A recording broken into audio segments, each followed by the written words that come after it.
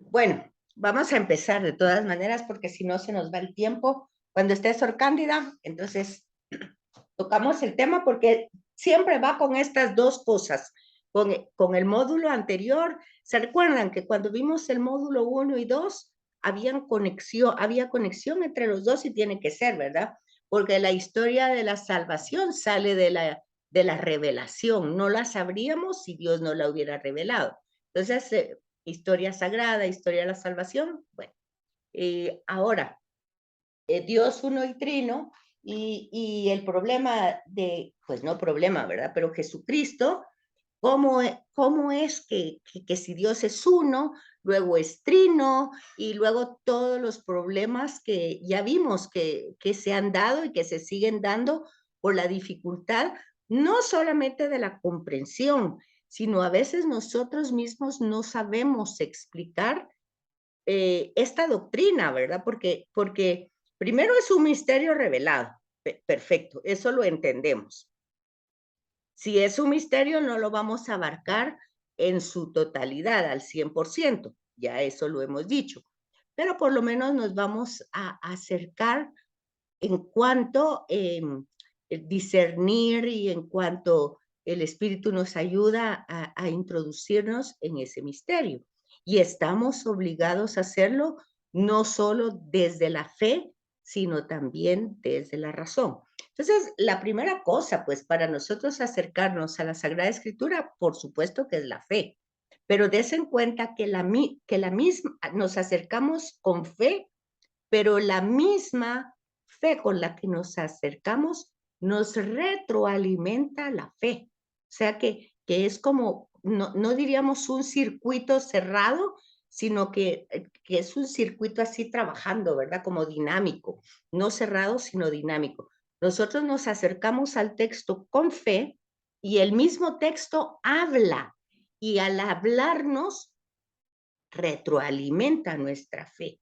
El texto habla y nosotros tenemos que tratar de entender, que esforzarnos por entender lo que el texto nos dice. Entonces, por ejemplo, cuando nosotros estudiamos las circunstancias históricas que afectan, por ejemplo, las herejías, pues las herejías no es un tema que esté en la revelación, que esté en la Sagrada Escritura, pero el tema que sí está en la Sagrada Escritura es que Jesús es verdadero Dios y verdadero hombre. Entonces, cuando nosotros, porque no captamos, y este no es fácil captarlo, pues ni siquiera es fácil, por eso volvemos a decir, eh, eh, entramos a ese misterio desde la fe, pero no nos podemos quedar, bueno, es que así dice y así es porque yo tengo fe, no. Debo de tratar de comprender ese misterio con la ayuda del Espíritu. De hecho, eso es lo que dice Jesús, ¿verdad? Que se tiene que ir para enviar su Espíritu para que nosotros podamos comprender lo que Él hace, lo que Él dijo y para que lo podamos aplicar en la vida.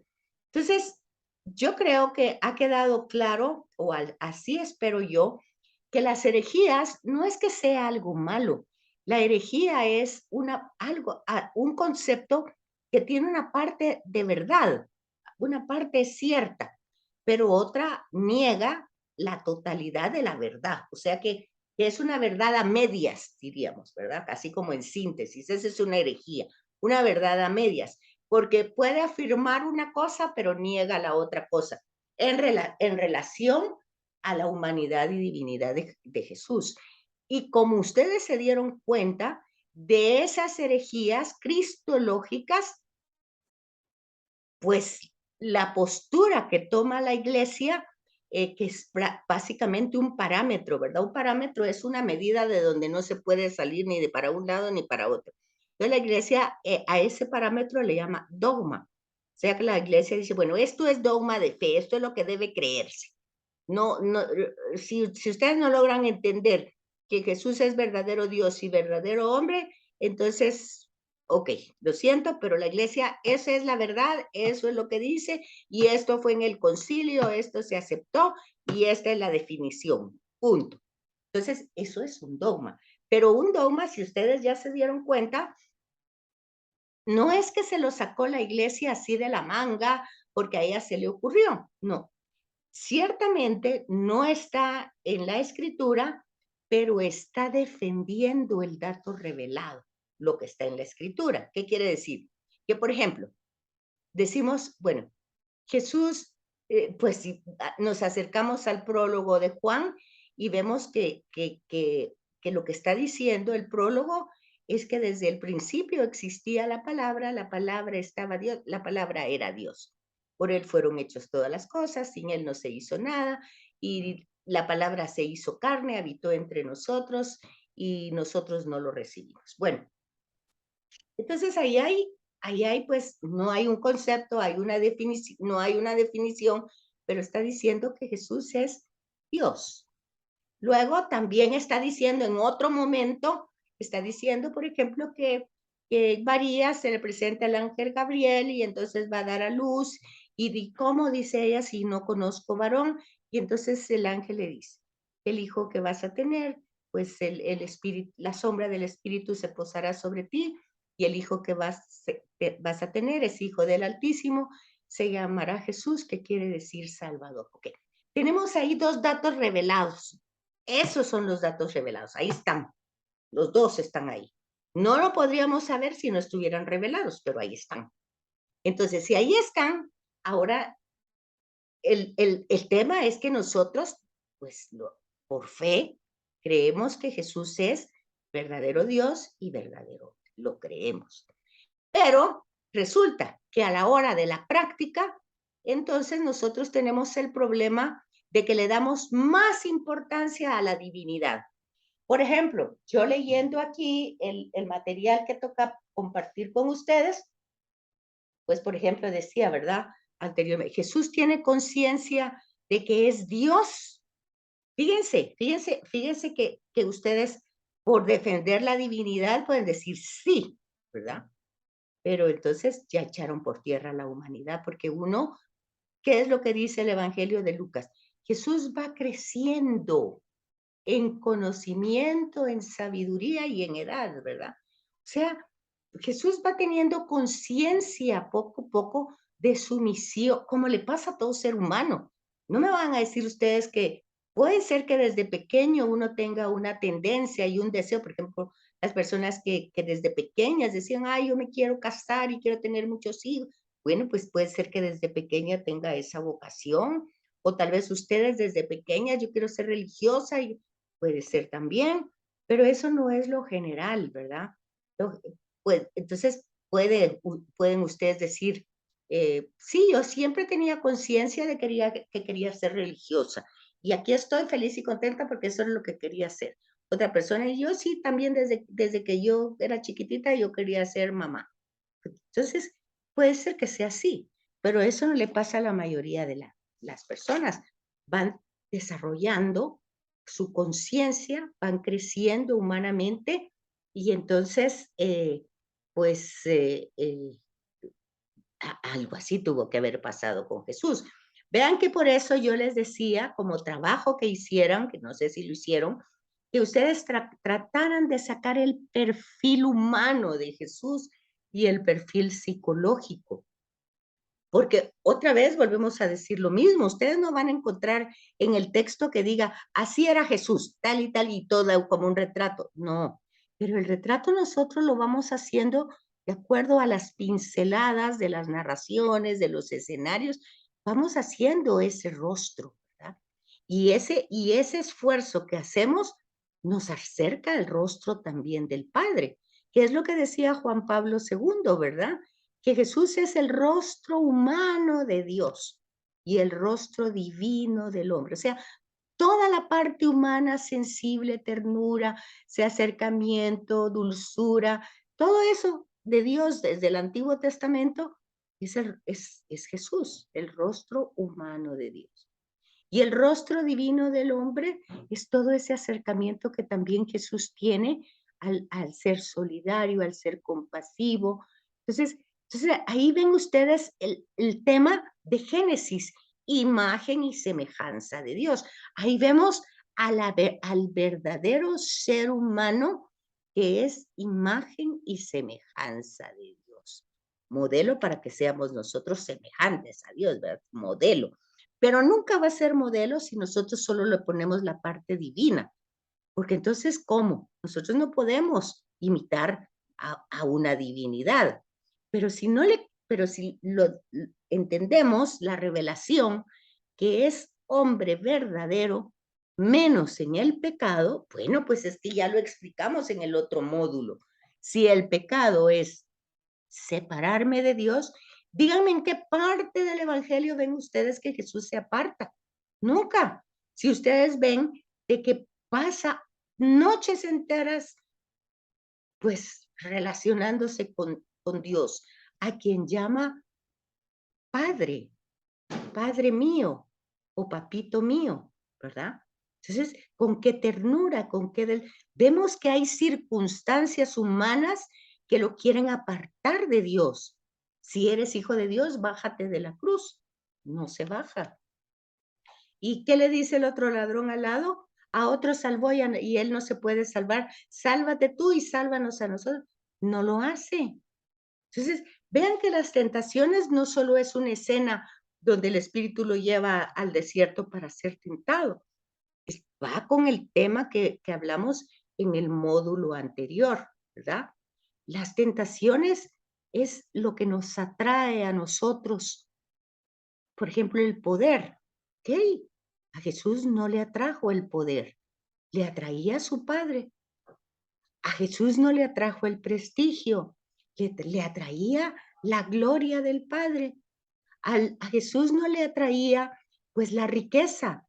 Para él era suma riqueza tener el amor del Padre. Jesús tiene conciencia de quién es Él y quién es el Padre.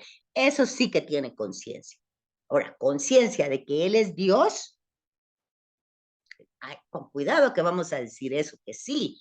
Ahora, ustedes van a decir, por ejemplo, bueno, pero en el Evangelio de Juan Jesús dice, el Padre y yo somos uno. Quien me ve a mí, ve al Padre. Cuando dice Jesús que tiene que ir a la casa del Padre a preparar distintas habitaciones y Tomás le dice, enséñanos dónde el camino para ir al Padre. Y Jesús dice, Tomás, ¿cuánto tiempo con ustedes? Quien me ve a mí, ve al Padre. Sí, pero acuérdense que todo eso está dicho, pero Jesús en ningún momento está diciendo, yo soy Dios. Jesús no está diciendo eso. Jesús está diciendo una serie, lo que volvemos a decir, igual del pecado, igual del... No está la definición ni el concepto, está la pintura. Y claro que por esa pintura nosotros entendemos que Él es Dios. Incluso cuando perdona el pecado a aquella persona que le bajan del techo, que abran el techo y que bajan a aquel paralítico. Y Jesús, en lugar de sanarlo, primero le perdona los pecados. Dice, solo Dios puede hacer eso. Entonces, claro, Jesús no está diciendo yo soy Dios, pero también cuando Jesús pregunta, ¿por cuál de las cosas buenas quieren apedrearme o matarme? Por ninguna cosa buena, sino porque te pones en lugar de Dios. Y eso es una blasfemia. Bueno, entonces entre todo eso que pareciera como un rompecabezas, pues nosotros podemos decir, bueno, Jesús sí tiene conciencia que es Dios porque hizo cosas que realmente parecía. O por ejemplo, dice, destruyan ese templo y yo lo construiré en 3 días y después ellos entienden. Ajá, estaba hablando del templo de su cuerpo, estaba hablando de su cuerpo. Entonces ustedes, entre esas perspectivas, ustedes pueden contestar a la pregunta, ¿Jesús tiene conciencia de que es Dios? Ustedes pueden decir, sí tiene conciencia y pueden dar una serie de estas referencias que acabamos de dar. Pero eso hay que matizarlo y hay que explicar, porque ya con el solo hecho de decir que tiene conciencia de ser Dios, ya automáticamente anulamos la humanidad. ¿Por qué? Nosotros mismos, como seres humanos, aún aún con María, escuchen un poco a María, y María guardaba todas esas cosas en su corazón. ¿Qué significa? Que no las entendía, pues, que las meditaba, que las rumiaba para encontrar la voluntad de Dios la acción de Dios en esas circunstancias que eran difíciles, más aún al pie de la cruz, ¿verdad? Con su hijo único que, que, que está ahí siendo crucificado. Entonces, nosotros tenemos que ir con pie así despacito y no dándonos cuenta que tenemos que mantener las dos naturalezas, ¿verdad? Entonces, ¿cómo es que tiene que mantener uno como esa pauta? Yo la única manera que he encontrado y que me ha ayudado mucho, y creo que ya se los compartí más de una vez a ustedes, es, por ejemplo, el tema de las enfermedades, que uno tiene el gen, pero no está activado. Entonces, uno puede saber, ¿verdad? Uno puede saber, porque de hecho hoy se puede saber, hacen exámenes y puede decir, yo pues puedo ser diabética. Tengo el gen porque mi mamá, mi papá y bueno, yo genéticamente soy proclive a la diabetes, pero no soy diabética ahorita, o sea, yo no tengo esa enfermedad. O sea, es algo así como es el gen, como que lo tengo, pero no está activado, ¿verdad? Porque si nosotros quisiéramos conciliar todas esas cosas, veamos, por ejemplo, el himno de Filipenses, ¿verdad? Filipenses 2 del 6 al 11. Jesús no vio como algo codicioso el ser Dios, sino se anonadó, se vació, se despojó. Bueno, si se vació, se despojó, se anonadó, es que no le quedó nada de eso, ¿verdad? Se lo quitó, porque entonces vació, vació. Entonces, no dice se quitó un poquito, se vació, se anonadó, se despojó. O sea, en teología hemos dicho, esa palabra es kenosis, se hizo nada. Entonces, bueno, ¿se hizo nada o le quedó un poquito o cómo fue? Volvemos a decir, la escritura no le va a dar conceptos ni le va a dar definiciones. Le da pinceladas y la teología es la que va desarrollando toda esa comentarios, por decir así. Oiga, la fuente son los evangelios. Los comentarios son los que están a pie de página, son los que hacen otros libros comentando el texto. ¿Cómo podemos comprenderlo? Entonces, cuando ustedes vieron en las anteriores el tema de las herejías, es porque realmente no se aceptaba la integridad, la totalidad de Jesús humano-divino. Y a la fecha es así, a la fecha es lo mismo, ¿verdad? Porque se le da, no sé, me dicen ustedes si me corrigen, pero se le da más importancia el día de hoy a la divinidad que a la humanidad. Porque se dan cuenta que a la divinidad, porque uno va a pedirle que haga, que ponga, que quite, y bueno, todo eso, ¿verdad? Pero la humanidad es modelo. Y entonces a veces uno pregunta, pero ¿por qué no hacemos eso que Jesús hizo, aún dentro de la misma iglesia? Ah, bueno, porque él era Dios, él hacía eso porque era... Entonces, si ustedes quieren, con toda buena espiritualidad, o no sé cómo llamarle, pero ya le quitaron la parte humana. Ahora, ¿cuál es el problema realmente de la humanidad? Si no es 100% humano, esto que ven aquí es mentira, no es cierto. Entonces, no hay pasión, no hay muerte, no hay resurrección, porque esto lo hizo el hombre, el que se hizo igual que nosotros y entró a la historia de pecado y esto que está viviendo es obviamente la consecuencia de la historia del pecado. Él no era pecado, pero asumió el pecado de toda la humanidad. O sea, él no solo asumió un cuerpo en el vientre de María, él asumió la historia de pecado que hemos visto desde Génesis hasta ahorita. A ver, ¿cómo vamos aquí? ¿Me comprenden o no me comprenden?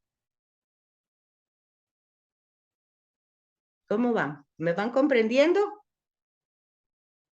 Sí, licenciada. Ya entró Sor Cándida.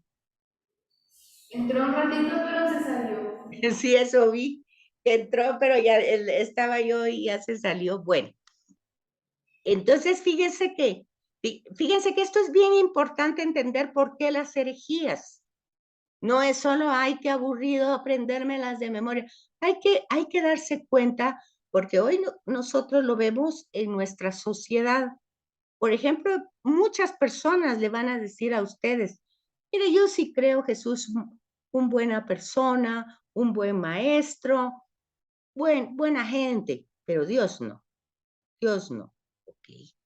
Entonces ya se dieron cuenta que ahí esa herejía existió hace tiempo, recién empezaba el movimiento cristiano y sigue actual hoy. ¿Cómo se llamaba esa herejía? A ver, ¿cómo se llamaba esa herejía? ¿Quién sabe? ¿Ah? Gnosticismo. Gnosticismo. ¿Por qué? Porque entonces Jesús era realmente un humano solo de apariencia, ¿verdad? Si va a ser Dios, entonces va a ser un humano solo de apariencia. No puede ser Dios de verdad y ser humano de verdad, según las herejías, ¿verdad? Según las herejías no puede ser eso. O sea, o es Dios o si es hombre es en apariencia. Pero entonces, si es en apariencia, nada de esto fue cierto. Entonces, no hubo resurrección, no hubo muerte, no hubo padecimiento, no hubo nada. Entonces, hay que darse cuenta de que esta parte de la pasión, muerte de Cristo es la parte central de nuestra fe. Ahora, déjenme explicarle, no directamente como está en el manual, sino de otra forma, pero es lo mismo que dice el manual. ¿Por qué es el centro de nuestra fe? Bueno, no somos, ya dijimos que no éramos una religión de libro. Es decir, no es que solo lo que diga la Sagrada Escritura, ya vieron ustedes, pues que está los comentarios que se van haciendo para querer mantener lo esencial que se revela en la Escritura. Pero esa revelación, como ya dijimos que no hay conceptos ni definiciones, pues la teología, o sea, los comentarios van a desarrollar esos temas, para empezar, ¿verdad? Pero luego tenemos el hecho de que nuestra fe o nuestra religión, desde que se define el nombre de Jesús como Salvador, es salvación, o sea, la historia de la salvación. Entonces quiere decir, esa palabra dijimos ya en un momento, pero si no lo dijimos, lo digo hoy, en griego es soter, soterología, soteriología. Es el tratado de la salvación. Entonces, nosotros vemos en el módulo anterior cómo desde el principio, cuando en toda esta obra buena, creadora, amorosa de Dios, el mal aparece y no aparece por obra de magia, sino aparece porque en el corazón del ser humano se le ocurre o tiene la tendencia de no querer tener dependencia de nada, que no quiere tener una relación íntima con Dios y entonces rompe con esa relación. Esa ruptura en la escritura se llama pecado. Y entonces ese acto que empezó como una bolita de nieve chiquita, se volvió una pelotona de nieve enorme que fue destruyendo y destruyendo y destruyendo. Entonces viene el proceso de la salvación directamente en el Antiguo Testamento. La pedagogía que se va demostrando ahí es que Dios elige a una persona sin mérito alguno. En ningún momento el texto va a decir que cuando es elegido Abraham o Isaac o Jacob o Moisés, tienen mérito alguno. No va a decir eso. Son elegidos por gracia. Miren todos esto, o sea, sin mérito, por don, por regalo de Dios. Ya empieza a funcionar la acción salvadora de Dios, pura iniciativa de Dios, puro amor de Dios. Llegan a la esclavitud, los saca de la esclavitud por pura iniciativa, por puro amor. Los lleva a hacer una alianza.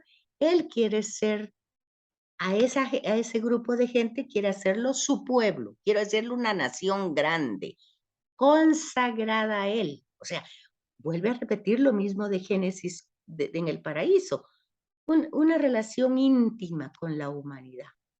Yo seré su Dios, ustedes serán mi pueblo.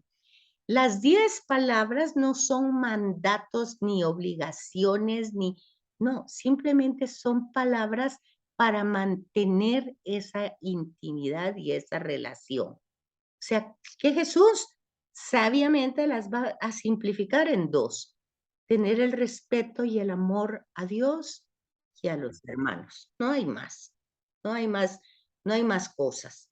Y, y los judíos tenían el Shema, acuérdate Israel, y acuérdate quién te ha salvado, quién te ha... Entonces amarás al Señor tu Dios con todo tu corazón, con toda tu alma, con todo tu ser, con toda tu mente, con toda tu vida, y a tu prójimo como a ti mismo. Ahí está. A Jesús le pregunta, ¿cuál es el primer mandamiento y el mejor? Pues es el mismo, es lo mismo. Entonces, para mantener esa relación, esa intimidad, ahora sí entró Sor Cándida, ¿verdad? Sí, Sor Cándida ya está por ahí. Sor Cándida. Creo que no, licenciada, creo que no ha entrado. Es que entró alguien ahorita, le di entrada a alguien, Sí, pero no es Sí, ella, entonces. licenciada. ¿Así Sí, entró? es que tengo problemas con la señal, pero sí, aquí. Voy a explicar ahorita lo que usted preguntó, Sor Cándida. Mire, pues, tiene que ver con este tema. El tema de la justificación es este que estamos viendo aquí. Si usted recuerda, la predicación de Juan el Bautista era que la ira de Dios iba a venir sobre todas las cabezas y las iba a arrancar como a los árboles, ¿verdad? Con un hacha. Sin embargo, la ira de Dios se presentó con la encarnación de Jesús. No hubo tal ira, porque lo que hubo es una justificación de todos nuestros pecados.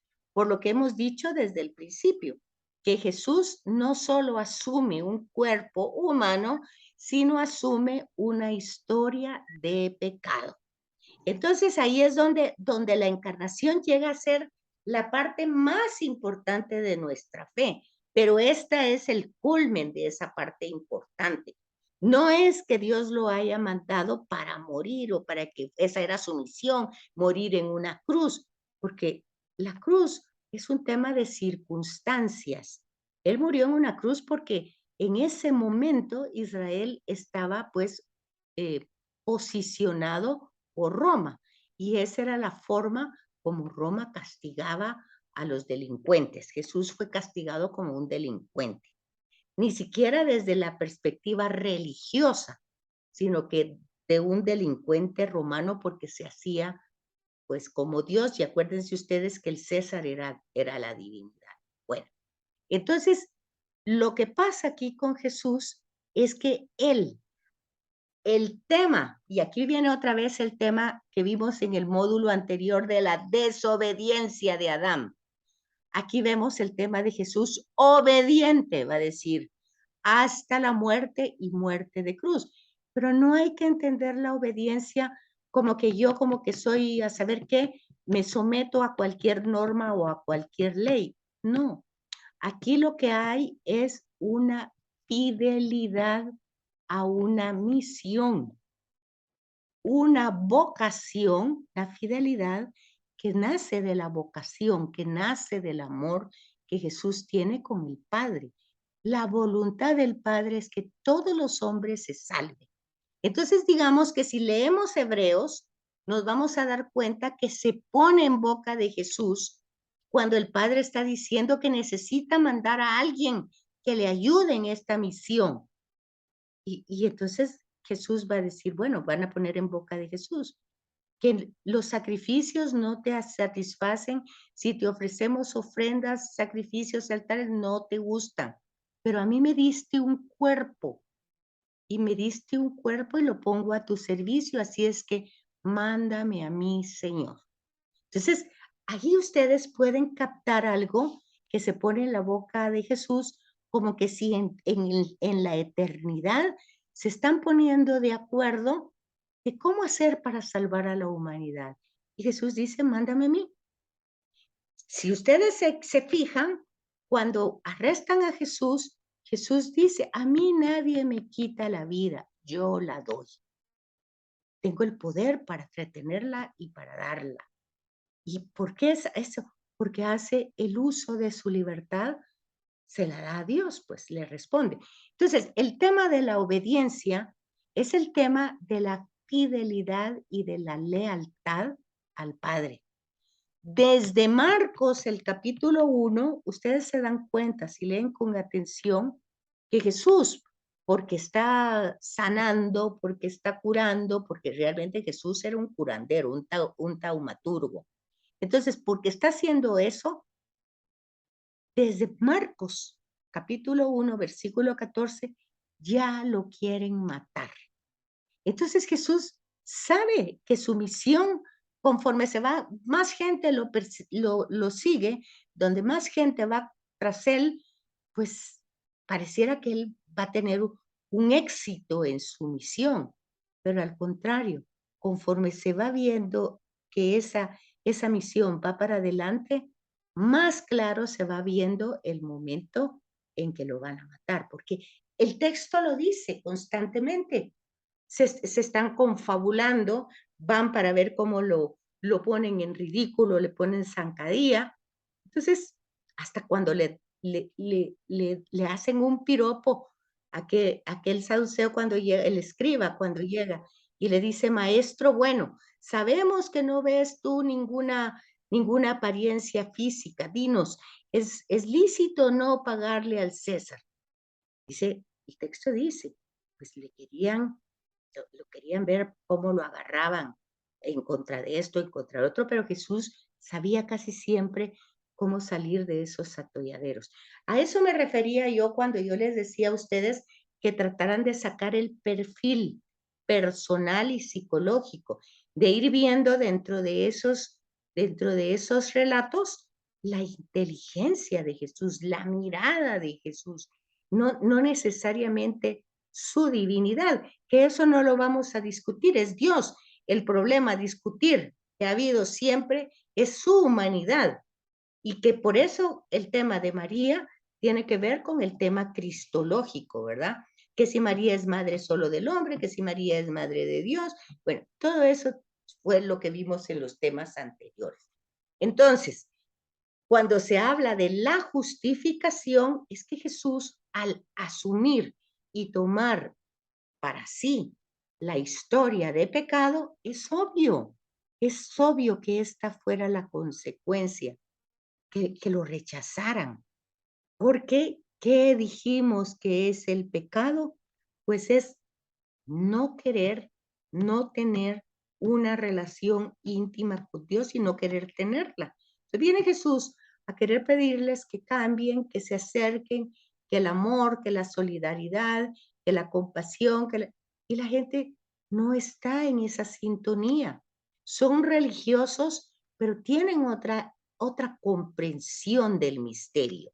Pues, por ejemplo, los saduceos creen una cosa, los fariseos creen que por cumplir la ley ya están pues con Dios, los sumos sacerdotes se sienten los más privilegiados del pueblo, los escogidos igual el Sanedrín, los celotas están peleando por la libertad de Israel, quieren que venga el Mesías, pero que venga a pelear. Entonces, todos son religiosos, todos creen en Dios y todos esperan al Mesías, pero ninguno está pensando que el Mesías lo que viene a hacer es la imagen del siervo doliente de Isaías. Eso no lo aceptan, ni lo creen. Y cuando Jesús les habla de que su mesianismo tiene que pasar por el sufrimiento, porque su misión la tiene que cumplir hasta el último momento. Y fíjense una cosa interesantísima para que vean, así como se despojó de su divinidad, así como se despojó en Filipenses que dice, no vio como codicioso el ser Dios, pues igual se despojó de la humanidad. ¿Lo ven ustedes en la cruz? No tiene prestigio, no tiene poder, no tiene riqueza, no tiene capacidad de pedirle a alguien que lo ayude de hambre y dice que tiene sed y apenas si le dan una esponja con vinagre. Entonces, no tiene nada e incluso está realmente desnudo, ni siquiera con ese trapito que le ponen en las imágenes. Y al final de cuentas dice el Evangelio de Juan que cuando le ponen la espada en el corazón, le sale sangre y agua. Y según los términos médicos, el agua sale cuando ya no hay sangre. Entonces quiere decir totalmente despojado, tanto de la divinidad como de la humanidad. ¿Y todo por qué? Por amor al Padre y por amor a nosotros. Por eso el tema central de nuestra fe es esta. Y por eso Jesús no puede ser ni solo Dios ni solo hombre, no puede. Porque si es solo Dios, no nos pudo haber salvado ni redimido, no pudo. Porque ¿cómo? Si lo que se intentaba es que él fuera un puente entre el pecado de origen y todo el pecado personal y Dios, porque estaba roto ese puente. Era como cuando se rompe un puente no hay comunicación. Pues el pecado ha hecho eso, romper ese puente. Jesús lo que quiere es restablecerlo, restablecer esa relación. Pero ¿cómo lo puede hacer? Solo lo podía hacer como hombre, porque si el hombre rompió esa relación, el hombre tiene que restituirla. ¿Se fijan la lógica? ¿Sí comprenden la lógica o no? Sí, licenciada. Fíjense que no les estoy siguiendo el manual ustedes lo pueden leer, pero el manual va con las mismas ideas, pero yo estoy tratando de explicárselos de una manera comprensible. No es buscar el sufrimiento por el sufrimiento, no es un culto a la cruz, porque ya les dije, la cruz es circunstancial. Ahora me van a decir ustedes, entonces, ¿por qué el Viernes Santo le damos un culto a la cruz? Es una liturgia que hay que comprenderla del Viernes Santo y hay que entenderla desde el Evangelio que se lee, que es el de Juan. Y en el Evangelio de Juan, la cruz no es un instrumento de muerte, es la entronización de Jesús. Jesús en ese momento entra como rey y llega a la gloria del Padre, porque en el Evangelio de Juan, en el momento que Jesús muere, en ese momento entrega su espíritu, que es Pentecostés, y en ese momento sube al Padre. Pasan los 3 momentos en la cruz directamente. Eso hay que entenderlo. Entonces, por eso es que se da un culto a la cruz el Viernes Santo. Y por supuesto que, por ejemplo, bueno, anteayer o algo, teníamos que ver algo con la cruz a nivel universal, pero ustedes ya saben que a nivel nacional el Día de la Cruz aquí es en mayo, ¿verdad?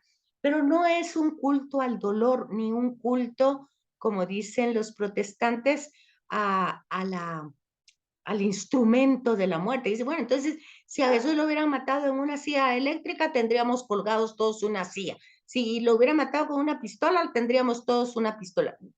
Es no comprender el comentario que sale desde la revelación, ¿verdad?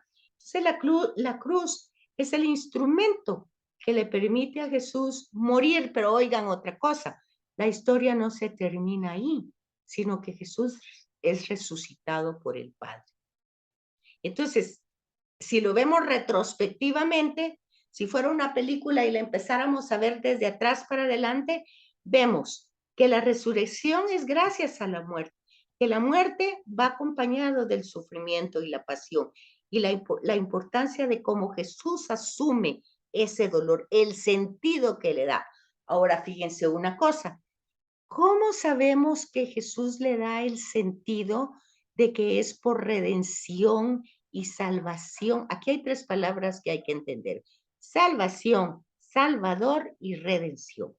¿Cómo sabemos que Jesús le dio ese sentido? A ver, ¿quién de ustedes me puede contestar eso? ¿Cómo sabemos que la muerte en la cruz Jesús le dio un sentido salvador y redentor por la humanidad? ¿Cómo lo sabemos?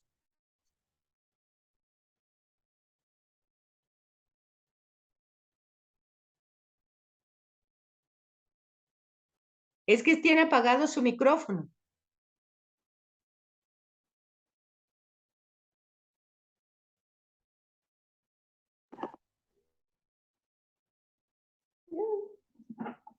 Licenciada, yo pienso que es por su obediencia, porque él vino aquí al mundo, digamos, bajó del cielo solo para venir a cumplir la voluntad del Padre. Sí, pero ¿cómo sabemos que Él le dio ese sentido? ¿Sabe cómo sabemos?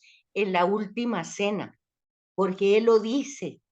Él dice, a través de signos, Él dice que el pan es su cuerpo, que va a ser entregado por muchos para el perdón de los pecados. Él lo dice, Él revela el sentido de lo que va a haber en el Calvario, lo revela en la última cena. Cuando nosotros celebramos la Eucaristía, ¿qué celebramos? El memorial de la última cena, que a través de signos fue lo mismo que pasó en el Calvario, pero nosotros lo que celebramos no es el Calvario, es la última cena. ¿Sí se fijan? Porque ahí es donde Jesús dice las cosas, ¿o no? Ahí es donde nos revela el sentido.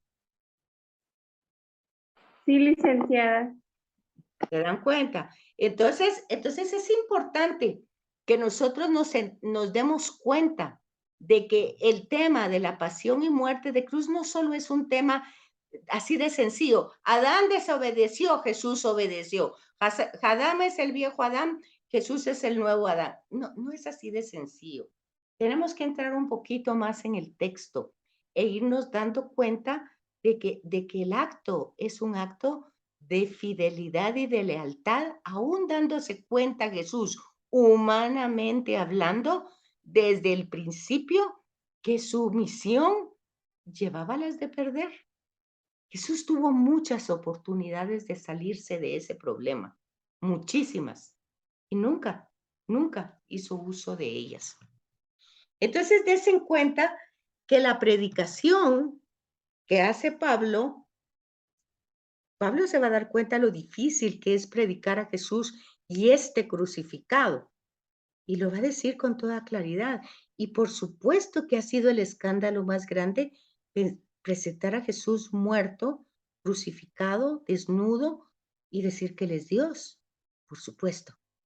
Es un signo de contradicción. Su predicación fue un signo de contradicción también para las autoridades religiosas, porque aunque él dijo más de una vez que era profeta, fíjense, él no dijo que era Dios, pero hizo algunas cosas que nos hace entender que él sabía que era, ¿verdad? Pero él nunca dijo eso. Pero sí dijo que era hijo de hombre y sí dijo que, que era profeta. Eso sí lo dijo. Él se aplicó. Y lo que sí se aplicó fue directamente Isaías 61:1, ¿verdad? El siervo doliente. Eso se lo aplicó, que ni qué. Ahí literalmente en el Evangelio de Lucas. Entonces, pero cuando se dan cuenta ustedes que cuando le explica a los caminantes de Maús que van tan deprimidos por lo que le ha pasado, pues entonces Jesús les dice que era necesario que eso pasara.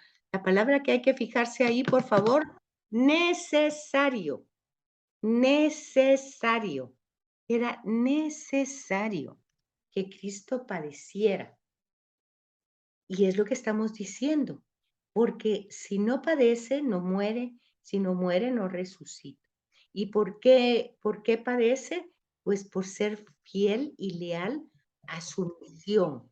¿Y qué representa su misión? Pues la acción salvadora. Fíjense que cuántas veces la gente dice, Ay, pues la voluntad de Dios, y dice cada cosa que es la voluntad de Dios. Miren, la única voluntad de Dios es que todos sus hijos se salven, porque el Padre es Padre de todos, Jesús lo dice, de buenos y malos. Hace llover sobre buenos y malos. Sale el sol sobre buenos y malos. El Padre solo tiene hijos por méritos de Jesús. Entonces Él quiere que todos sus hijos se salven. Cuando nosotros colaboramos, como lo hace Jesús, con el proyecto de salvación, que es implantar el reino de Dios, entonces, ¿qué es lo que estamos haciendo nosotros? Ayudar a que otros se salven. ¿Y cómo ayudamos a que otros se salven? Perdonándolos si nos han lastimado, siendo misericordiosos, siendo comprensivos, siendo solidarios, sobre todo perdonando, sobre todo, es la regla de oro, ¿verdad? Bueno, entonces ahí tienen ustedes que él mismo, conociendo el designio del Padre, ahí está muy sencillo, fue obediente hasta la muerte. Esto muy sencillo, no es tan simple. No es una obediencia así, que no tengo ganas de hacerlo, pero bueno, esto lo quiero y lo hago. No es sumisión, no, es amor al Padre. Es amor que se convierte en fidelidad y en lealtad. Es importante entender eso, porque si no entendemos eso, nosotros le vaciamos de contenido a toda la humanidad de Jesús. Lo dejamos como un robot que va al suplicio así, no como un robot, así como un cordero, ¿verdad que dice? Como cordero que iba al matadero, sí, pero ahí está quitado de voluntad. Un cordero no tiene voluntad, no tiene, está bien la imagen en el sentido de que hay que comprender la imagen, en el sentido pues que un corderito no hace el escándalo que hace un cerdo cuando lo van a matar, ¿verdad? Sino que ni tampoco cuando matan a una gallina, todo el alboroto, no, suavecito, va despacito. Entonces, pero eso no significa que él va sin voluntad, sin decisión, no. Entender la obediencia de esa manera es, es, es quitar todo el amor de Jesús hacia el Padre y hacia nosotros. Es muy importante eh, volver a tomar toda la humanidad de Jesús, absolutamente toda. Bueno, ¿cómo vamos aquí? Preguntas y dudas.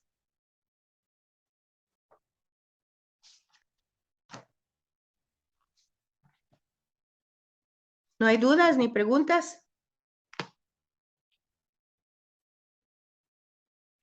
Fíjense que muchas veces no entendiendo bien el tema, se le da a Jesús, por ejemplo, que era rebelde, porque simplemente no estaba nunca a favor de ninguna institución, sino que siempre estaba en contra de la ley, en contra del sábado, en contra del templo, bueno, en contra de todos los que estaban a favor, ¿verdad? Luego que no comprenderlo es otra vez eso, ¿verdad? Que Dios lo mandó a eso y él fue totalmente obediente a que su misión era esa, morirse en la cruz, y él fue obediente y se fue como un corderito. Y también es como que él sabía desde siempre que esa era su realidad y no hizo nada para no defenderse, por decir así. Entonces, las circunstancias de la muerte de Jesús son transmitidas fielmente por los 4 evangelios. Es importante darse, y esto sí que lo tienen que entender. Dijimos en un momento que los evangelios no son ni historia, ni biografía, ni la vida de Jesús. Es su misión. Y la misión de Jesús, en el momento que fue su ministerio público, nadie escribió nada. Nadie escribió nada. Eso se escribió, ya lo vimos en el módulo 2, el semestre anterior, eso se escribió años después. Pero ¿qué fue lo que hizo que se escribiera si cuando lo apresaron todo el mundo se fue y lo dejó solo?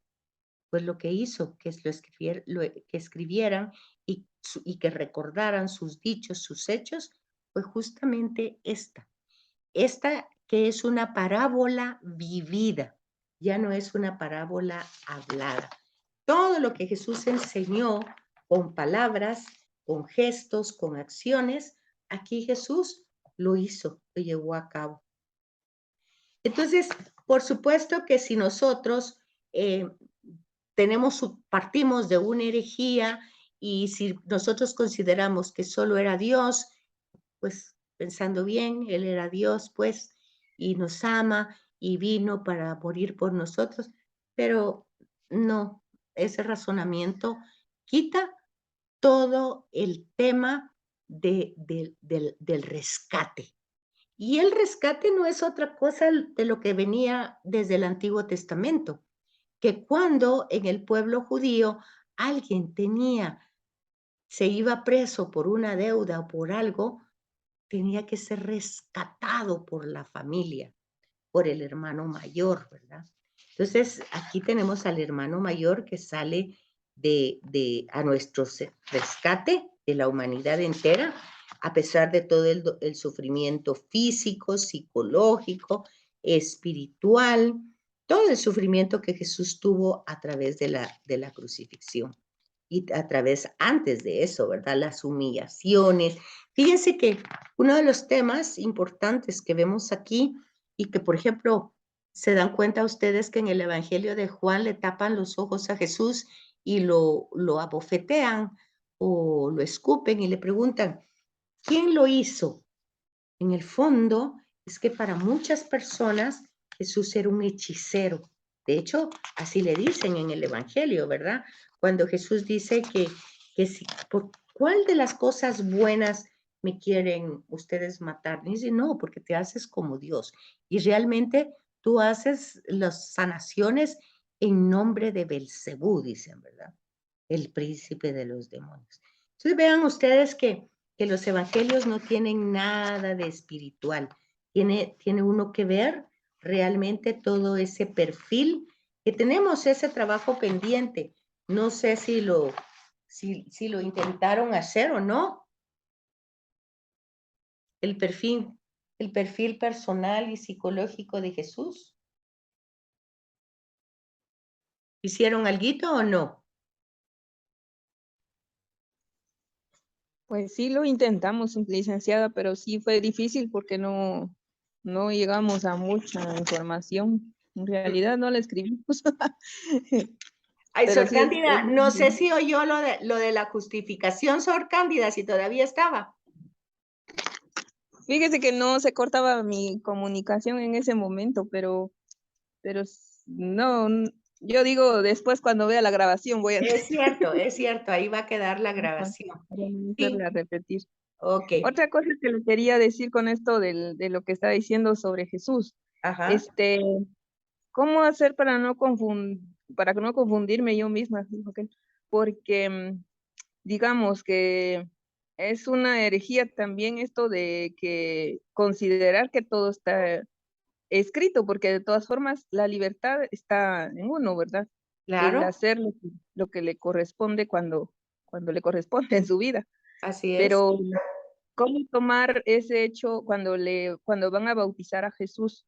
Y él, pues Juan le dice que no es digno de ni de quitarle las correas, pero em, Ya sé, Sor eh, Cándida, ya sé.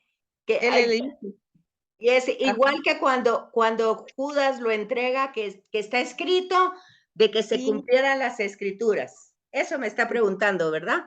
eso que está escrito y que, pues hace poquito un padre también hablaba de que Jesús no era legalista. Pues yo entendía, ¿verdad? Que esta palabra lleva la final, el término, la terminación ista, que es como el ismo, cuando se llevan a los extremos. Ajá. Entonces no era legalista porque ciertamente tenía su libertad como ser humano, pero quedaba esta duda. Bueno, cuando él dice que no es legalista es que no tomaba la ley así al pie de la letra, ¿verdad? Sino Ajá. que, por ejemplo, la ley del sábado, ¿verdad? Que había que cumplirla y hasta el día de hoy la cumple. Pues Jesús no lo hacía. Jesús Como curaba judío. y su razonamiento era esto, que ninguna institución está hecha para someter al hombre, sino que el hombre, fíjense, y es que eso Jesús se remite a Génesis, donde dice que el hombre ha sido creado a imagen y semejanza de Dios. Entonces no puede ser una institución más que un hombre, que un ser humano. La institución está para ayudar al ser humano, no para someterlo.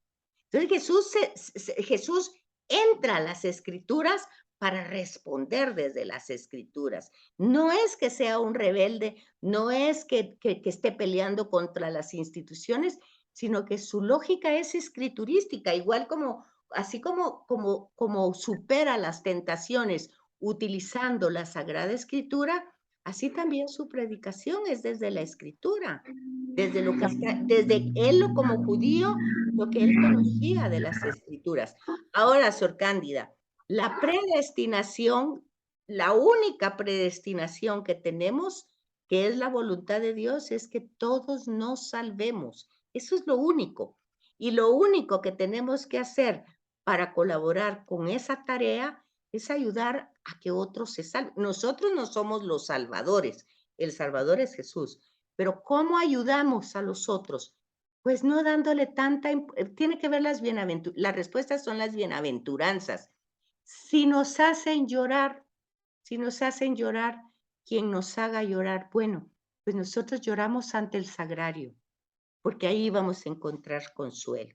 Si nos quitan alguna cosa que nos gusta, pues nosotros nos vamos a quejar al sagrario. El sagrario es el punto donde nosotros tenemos que llegar con nuestras quejas, solo ahí, y porque solo ahí vamos a recuperar la fuerza, la fortaleza. No vamos a hacer peleándonos unos contra otros, sino que es ahí, delante de Él nada más. Esas son las bienaventuranzas, despojarnos de que si tenemos hambre y sed de justicia y vemos que no funciona, bueno, hacemos todo lo posible, no puede, bueno, al sagrario. Si pues pobres de espíritu porque realmente no tenemos nada a favor, ni siquiera somos los mejores, ni siquiera tenemos inteligencia ni capacidad, al sagrario. Todo lo que nos pueda, el despojo se hace en el sagrario. Ahí se queda el dolor, ahí se quedan las cargas, ahí se queda el llanto, ahí se queda todo. Entonces, ahí está la bienaventuranza, porque solo de él se va a recibir lo que no podemos tener con nuestras propias capacidades. Entonces ahí es como ayudamos, esa es la predestinación, eso, que hagamos eso y el Señor se ocupará de lo demás. No podemos hacer más, no podemos hacer que nadie cambie, Sor Cándida, solo podemos cambiar nosotros. De ahí no podemos cambiar a nadie.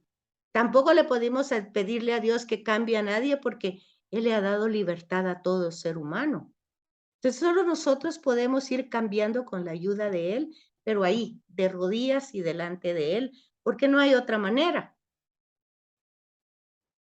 Entonces, ahí está la predestinación. Yo no puedo perdonar, no puedo. Va. Entonces, yo voy delante del Señor, no puedo perdonar.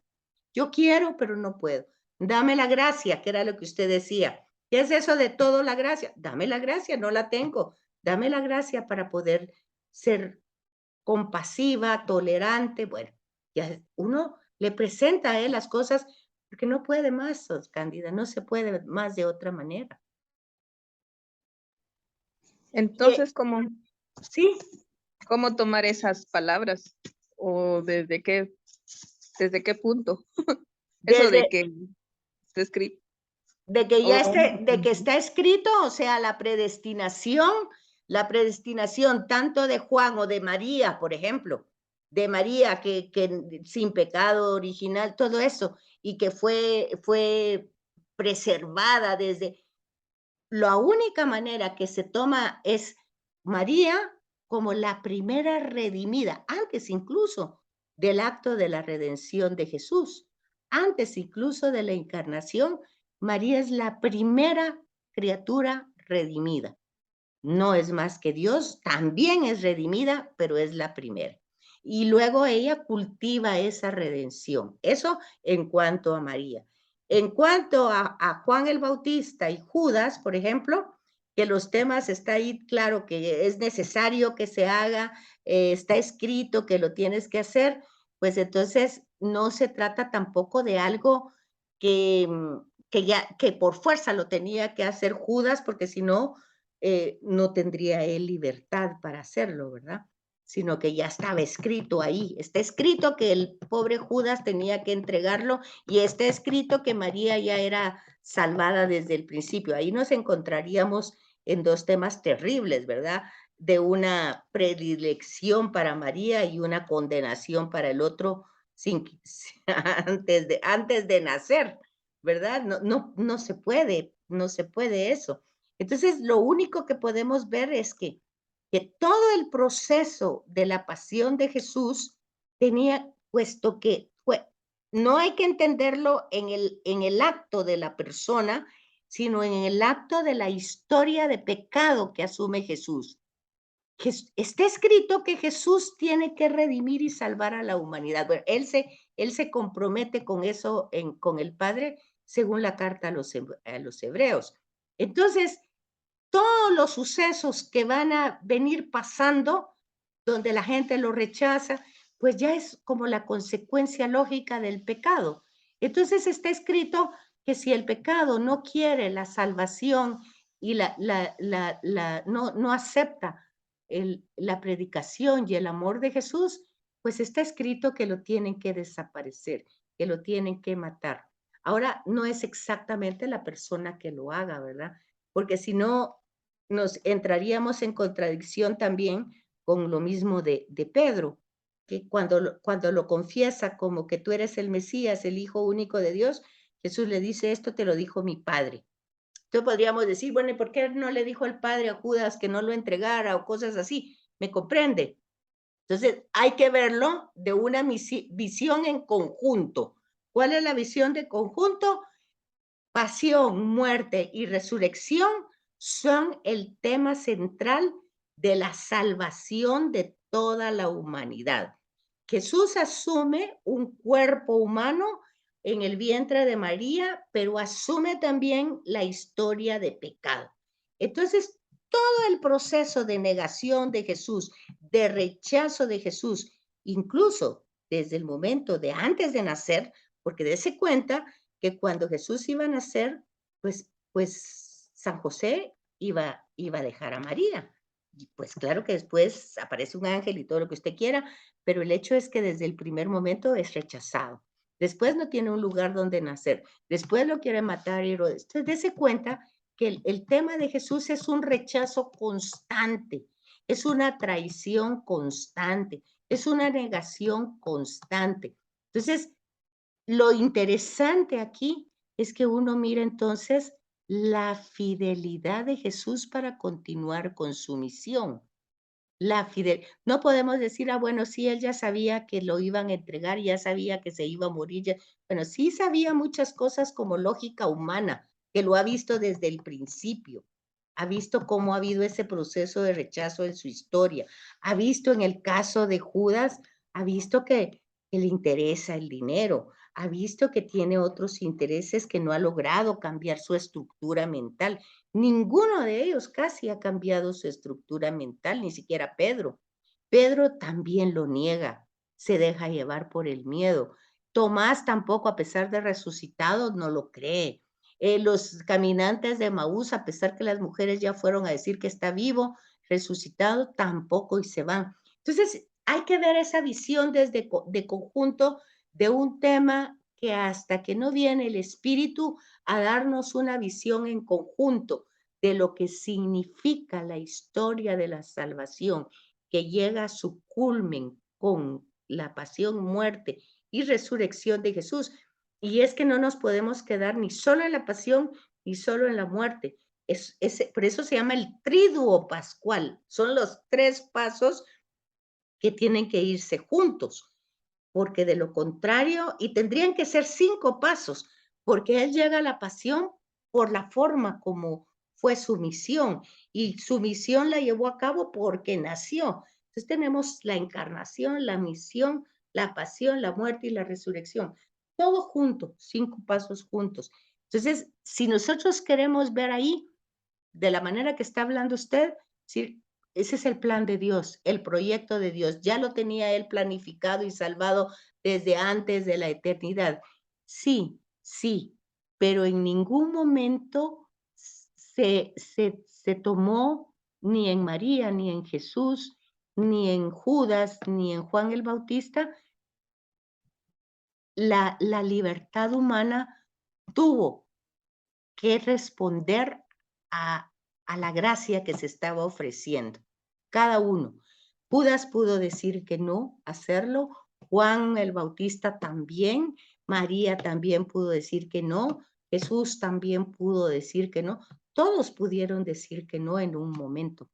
De hecho, Pedro lo niega, pero después se arrepiente. Entonces vemos que se hace uso de la libertad, no está totalmente definido, que porque así está, así está, así es. Ahora, lo que decía en el tema, en el módulo anterior, la escritura no nos da conceptos ni definiciones. Entonces nosotros tenemos que ir encontrando a través de distintos relatos, incluso llegar hasta Pablo, para ir entendiendo, por ejemplo, ¿y por qué Pablo se convierte? ¿Qué fue lo que pasó? Bueno, tuvo un encuentro con el resucitado, pero ¿y cómo fue que le afectó de tal manera? Tampoco el texto nos lo dice. El texto no nos dice todo el proceso que pasa, ¿verdad? Entonces, solo nos dice la reflexión que él va haciendo y ahí vamos entendiendo a veces las palabras que se, que se van utilizando. Por ejemplo, tenemos otra palabra, Dios prueba. Eso yo creo que incluso estaba en hoy, creo yo. No sé. Entonces, el tema es que Santiago dice, Dios no tiene necesidad de probar a nadie. Ustedes van a encontrar que esa palabra se utiliza constantemente. Es la prueba, pero no es la prueba de Dios, es las circunstancias que son adversas pueden ser como un termómetro en nuestra vida para saber qué grado de fe, hasta dónde está mi fe. Pero son las circunstancias ante mí. Ahora, yo puedo ir más adelante y decir, bueno, pero las circunstancias Dios las conoce y si las permite, pues entonces, ay, es cierto, pero somos siempre personas libres para responder si sí o si no y aceptar si sí o si no. No, para la única cosa que estamos predestinadas es para salvarnos. Y para la única cosa que podemos trabajar para el proyecto de Dios es que los demás se salven. Y acuérdense que San Agustín decía que nos salvamos en racimo. Quiere decir que no es que yo esté viendo por mi propia salvación, yo veo por la salvación de los demás y en la medida de eso, ahí voy yo como última ovita en el racimo. Entonces, esa es la manera como más yo voy entendiendo a Pablo y a las cartas incluso de Juan, Santiago, donde van diciendo, por ejemplo, acuérdese, por ejemplo, la carta a Timoteo de Pablo, ¿verdad?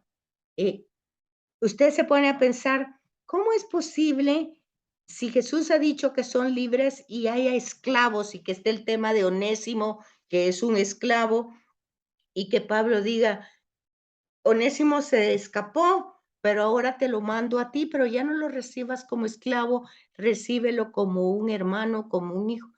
Y es toda una estructura del tema de la esclavitud. Y entonces uno se queda pensando, bueno, ¿qué es eso al final? Al final, ¿de qué se trata? Porque es igual, si él tiene que regresar a su amo, pues lo más seguro es que lo van a castigar, porque se huyó. Entonces Pablo le está diciendo que regrese, que no lo castigue, que lo reciba como hermano, pero ya no nos dice si pasó eso, aunque se supone que sí pasó porque Timoteo se vuelve, pues de alguna manera, compañero de Pablo. En fin, pero esas cosas no las cuenta el texto. Entonces nosotros tenemos que ir como teniendo esa visión de conjunto con otras citas, viendo la revelación, ante todo la revelación de Dios. ¿Cuál es el centro de la revelación? Dios es amor, eso es. Dios es amor. Entonces viene, y por ejemplo dice usted, bueno, pero es que en los textos dice que Dios castiga. Bueno, pero la revelación que da Jesús es que Dios es amor. Entonces el amor no castiga. Bueno, pero no castiga, pero entonces corrige. Bueno, si usted quiere, corrige, pues. Pero tenemos que ir viendo la manera de ir comprendiendo sin contradecirnos por una sola cosa. Dios no es ambivalente. O sea, Dios no es sí una cosa y no otra cosa. Por ejemplo, Génesis 1 dice que todo lo hizo Dios bien y Génesis 6 dice, y le pesó a Dios haber creado al hombre porque todo él era malo desde niño. Bueno, pues si Él nos hizo, diría cualquiera, ¿verdad? Pero luego ahí tenemos que entender que ahí hay una forma antropomórfica, literaria, que la debemos comprender así, porque Dios no es ambivalente, Dios no se arrepiente. Santa Teresa dice, Dios no se muda, Dios no cambia de parecer. Entonces, nosotros tenemos que ir jugando, no sé si me entiende eso, Sor Cándida. Nosotros tenemos que ir jugando con las ideas desde el texto revelado, ir buscando cómo le vamos encontrando el sentido, pero tenemos que tener un punto de apoyo. Y el punto de apoyo es la revelación máxima de Dios, es amor. Dios es amor. Y desde ahí puede usted estar convencida que si estamos predestinados para algo, es para ser salvados. Y eso todos. No puede ser unos más y unos menos. No puede ser María más y Judas menos. No puede ser. ¿Entiende? Porque Dios ama. Eso es todo, ¿verdad? Y quiere que todos sus hijos se salven. Ahora luego viene la doctrina y la doctrina pues nos va ubicando en distintas formas, pero nosotros, la doctrina parte de la revelación, no parte de otro lado, ¿verdad? Es más o menos, Sor Cándida, espero no haberla confundido más. No, al contrario, muchas gracias porque también tenía esa duda con respecto a lo de ser esclavos, porque unos dicen que somos esclavos ya sea del bien o somos esclavos del mal, o sea que no somos libres porque la esclavitud es contraria a la libertad. Ajá. Entonces, la otra vez decía una niña, pero si soy libre, sí, es libre y hace con su cuerpo lo que quiera, pero le decía yo, pero su cuerpo ya no es suyo, porque estaba leyendo a la carta a los romanos de que fuimos comprando los cartas, no, una de las cartas de San Pablo, no en esa precisamente, pero que fuimos comprados a precio de sangre y todo. Entonces ya no somos, ya no somos, pues, para hacer lo que querramos, sino Ya que no nos tenemos que... pertenecemos, ya. Pero Ajá. mire, Sor Cándida, para eso hay que creer que somos creación de Dios. Mire, pues, porque no podemos creer solo que Jesús nos redimió. Tenemos que empezar creyendo que somos creación. Porque si somos creación, alguien nos hizo y le pertenece. Ese es el problema de Adán y Eva, que no quisieron ellos no quisieron ser dependientes. Ellos quisieron ser independientes, ser como dioses. Un poco como lo que dice esa niña. Mi Sí, cuerpo sí. es mío, yo soy libre, yo soy... Eso es un poco, ese es el pecado de origen, ese es exactamente. Pero por eso, nosotros, el principio donde tiene que empezar todo es creer que somos creación. Si no creemos que somos creación, ahí hay un gran problema, porque no nos podemos pasar a que luego fuimos redimidos. No podemos, porque ¿y de dónde damos ese brinco tan grande? Primero que somos creación de Dios, somos criaturas, no somos independientes, no somos. No nos pertenece ni la salud, ni la vida, ni nada, todo lo recibimos. Eso es bien difícil de que lo crean los jóvenes. Eso es Sí. bien difícil. Entonces, pero eso es una verdad. Entonces, por ejemplo, si yo sé que yo soy creación y que tengo como criatura, ¿verdad? Como criatura, luego yo pasé a otro nivel como criatura, ya por Cristo, yo ya no soy criatura, yo ahora soy hija, pero sigo perteneciendo al Padre. Entonces el Padre me da todas las libertades, pero tiene límites, lo que hablábamos en el módulo anterior, límites, porque sigo perteneciendo, ¿verdad?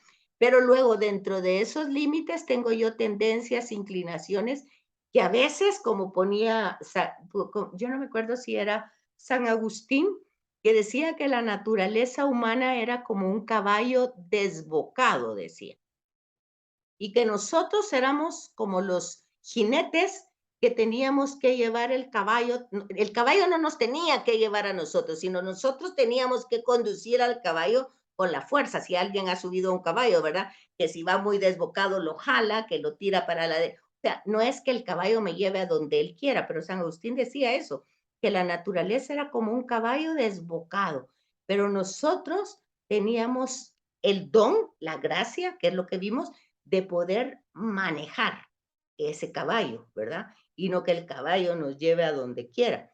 Entonces, que de acuerdo a eso, a eso, yo ya paso al otro nivel, que esa gracia me la da Cristo. Y como Cristo, pues ya es mi intermediario, mi intercesor con el Padre, y es lo que estábamos hablando. Todo lo que me pase, yo se lo comunico a Él, porque es el único mediador con el Padre. Entonces, porque Él es el que muere, Él es el que encarna todo el pecado, Él es el que se vuelve puente, entonces Él es el único medio. De ahí que, por ejemplo, nosotros sepamos explicarle a las personas que los santos no, o sea, los santos no hacen milagros, que también no, sí hay intercesores porque nosotros podemos, por ejemplo, en el yo pecador, nosotros decimos que pecamos mucho de pensamiento, palabra, obra, omisión, y que nos duele, y que le rogamos a María Santísima, a los ángeles, a los santos, y a ustedes, hermanos, que intercedan. Ok, hay una intercesión, ¿verdad? De todos por todos. Eso está bien. Hasta ahí estamos bien. Pero en el tema de quién, a quién le corresponde cada cosa, pues a Dios le corresponde la latría, que es la adoración. ¿Sí? Fíjense, porque por eso, idolatría, latría. Latría es adoración a Dios. A los santos le pertenece la dulía, que es la veneración. Y a María le pertenece la hiperdulía, que es una devoción más grande, pero no llega a la latría. Y Jesús es el único mediador entre el Padre y nosotros. Ahora, que podemos mediar entre nosotros, pero es ante Jesús. Y nosotros, por eso en las oraciones de la misa, si le ponen atención, todas las oraciones van dirigidas al Padre por el Hijo. Todas, todas. Todas las oraciones van dirigidas al Padre por el Hijo, porque Él es el medio, Él es el único mediador, porque por esto que estamos viendo aquí, por esto. Porque Él es el que entrega la vida, Él es el que llega fiel y lealmente hasta las últimas consecuencias de su misión, que es entregar la vida. ¿Se fija? Entonces, sí, podemos ser esclavos, pero así como María, que ella misma se pone de esclava, ¿verdad? Ella misma decide ser esclava. Es como cuando alguien se dona en una congregación, eso pasa. Dice, yo me voy a donar, no voy a ser religiosa, no, pero me voy a ir a donar ahí a servir en lo que yo pueda. Eso se puede. Entonces se vuelve donante, como es como un esclavo, ¿verdad? Pero es uso de la libertad, como lo que dice Jesús, a mí nadie me quita la vida, yo la doy. Entonces quiere decir que es libre para darla, ¿verdad? No es que lo están apresando y lo están condenando, ¿verdad? Sino que Él es libre para darla. Bueno, ahorita, ¿cómo están todavía? ¿Vamos bien, Sor Cándida? Sí. Sí, gracias, licenciada. Bueno. Entonces, aquí en esta 9, miramos el seguimiento, porque este tema es sumamente importante. ¿Están viendo ustedes ahorita una imagen o siguen viendo la anterior? ¿Siguen viendo sesión 9 o qué están viendo? Sesión 8, licenciada. Siguen viendo sesión. Ahí es donde yo me confundo, fíjense. Porque yo paso una cosa y resulta que no pasa. Ahí está. Ahorita sí.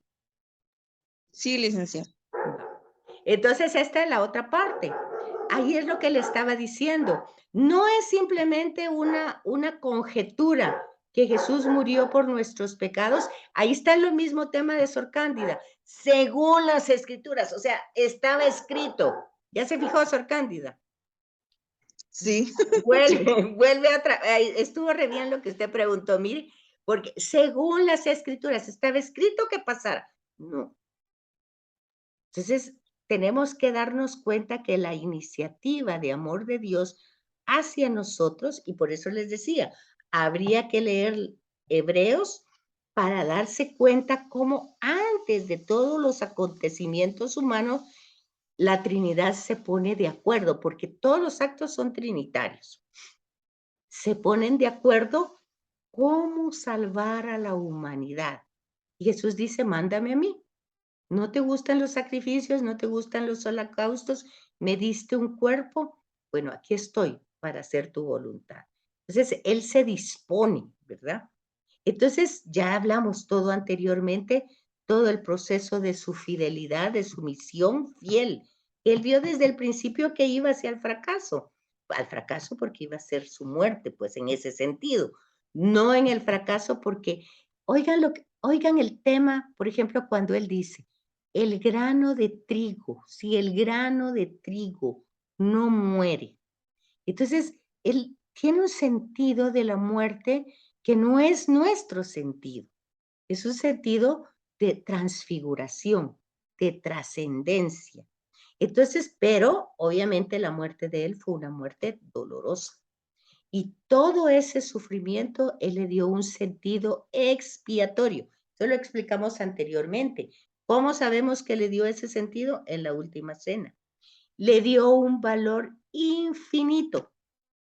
Ahí, en esta parte, en el valor infinito, por fuerza tiene que ser Dios. Porque si solo es un ser humano, no le puede dar un valor infinito. Un ser humano tiene un valor relativo.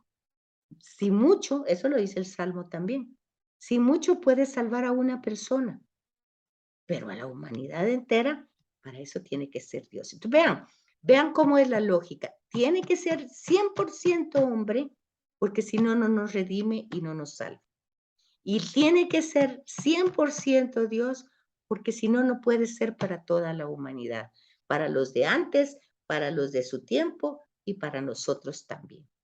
Y aquí el tema donde se ofrece libremente para nuestra salvación. O sea, es acto de su libertad, no porque estaba escrito, sino porque Él generosamente, amorosamente corresponde al Padre. Entonces aquí vemos el tema de obediencia que ya también lo explicamos como un tema de lealtad y fidelidad al proyecto salvador de Dios.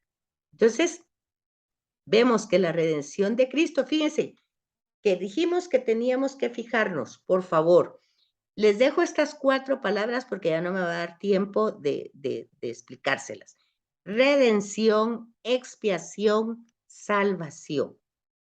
Y en cuanto a la redención, es de alguna manera porque libera a todos los seres humanos, a todos sin excepción. Y la única manera de poder ser salvos era Él asumiendo todo lo que nosotros obstaculizamos al relacionarnos con Dios. No se trata de que Dios estuviera ansioso de la sangre para Él querer quedarse satisfecho porque estaba muy ofendido, no se trata de eso, sino que todos nosotros que pecamos, todos le hemos dado la espalda a Dios. Entonces Jesús viene a restituir esa gran falta, no porque el Padre lo necesite, quienes lo necesitamos somos nosotros, ¿verdad? Entonces aquí vemos pues que todo sucede desde el Imperio Romano y el pueblo judío, ¿verdad? Y todo esto se llama misterio pascual. Tiene que ver pasión, muerte y resurrección de Jesús. Es el designio y el proyecto salvador del Padre, pero hay que comprenderlo. Si ustedes quieren y tienen tiempo, Yo les puedo compartir un librito, bueno, no es tan librito, pero se los puedo dar para que ustedes lo vayan leyendo. Es del CELAM. Se lo voy a pasar a Sor Teresita y si ella quiere, pues que se los comparta. Es de los obispos. Ahí en la sesión, en el tema, bueno, desde el tema 4 casi, pero digamos que este tema, para que a ustedes les quede claro, lo pueden leer. Se lo voy a pasar ahora y si ustedes se los pasan, pues para que entendamos la soterología que hay en el tema de la pasión, muerte y resurrección de Jesús, o sea, el valor salvador de sus actos y de su sufrimiento, no por el hecho de sufrir, sino por el amor que le pone a cada uno de sus gestos. Así es que allá llegamos, nos falta un minutito si tienen alguna duda, pregunta. Yo, licenciada, solo tengo una pregunta, tal vez fuera del tema, porque ni siquiera del pecado original pero es que me estaban preguntando, está el pecado y cómo podríamos definir o de dónde podría yo sacar información sobre el pecado personal. Sí, en este mismo librito el que les voy a pasar. ¿Ah, sí? Ahí está. Ah, muy bien. El pecado personal. Mire, el pecado personal es una decisión libre que yo tengo de, por ejemplo, ¿qué le dijera yo? Por ejemplo, pongamos un ejemplo sencillo, que a mí me pasa, por ejemplo. Me encantan los frijoles, por ejemplo. Me encantan, pero me hacen mal porque me duele mucho el estómago y sufro después mucho. Y entonces yo digo, ay, ¿qué me importa? Yo voy a comer los frijoles porque a mí me gusta y aunque me enferme. Eso pareciera que no es pecado, pero eso hace que yo después no pueda cumplir mi relación, mi diálogo con Dios, porque estoy ahí toda enferma, porque luego estoy de mal humor con los otros, porque no puedo hacer bien mi trabajo, porque tengo un malestar. Entonces, pareciera insignificante, pero el solo hecho, volvemos otra vez a lo mismo, es no respetar mis límites. Si un pecado personal es no respetar mi límite. Si yo sé que esto me hace mal, por ejemplo, yo debo decir no debo de hacerlo. Pues es que me quedo con las ganas, comete aunque sea un pedacito, no, me hace mal.